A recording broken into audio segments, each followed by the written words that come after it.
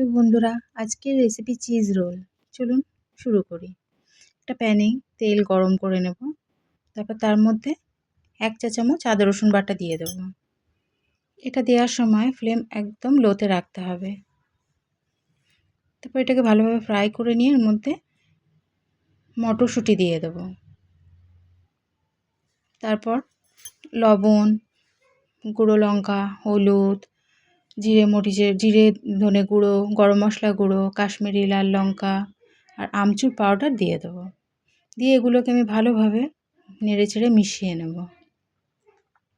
ভালোভাবে এটা কষানো হয়ে গেলে তার মধ্যে আমি আগে থেকে সেদ্ধ করে রাখা ফুলকপি, গাজর, আলু দিয়ে দেবো।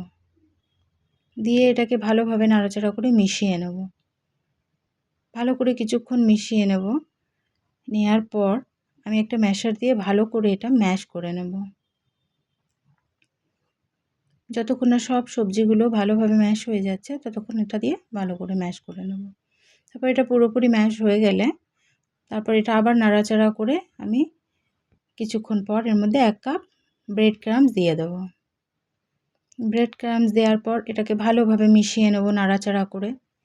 তারপর এর মিশ্রণের মধ্যে যতটুকু জল আছে যতক্ষণ না শুকাচ্ছে ততক্ষণ এটা হাই ফ্লেমে আমি নাড়াচাড়া করে নেব। দেখুন একটা ডোয়ের আকারে এসে গেছে।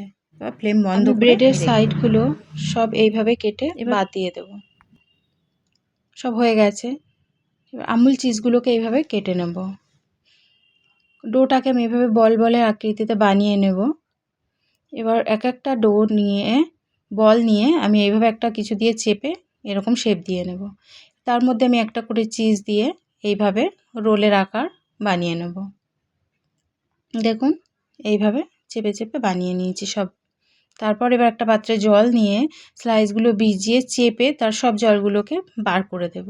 দেওয়ার পর রোলটা তার মধ্যে দিয়ে আমি হালকা হাতে এটাকে চেপে চেপে বন্ধ করে নেব। দেখুন এইভাবে হালকা হাতে চেপে এগুলোকে রোলের আকারে এইভাবে শেপ দিয়ে নেবেন।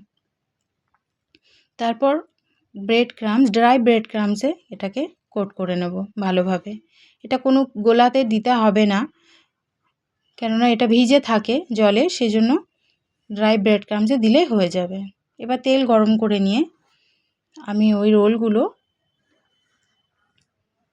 সব দিয়ে দেব।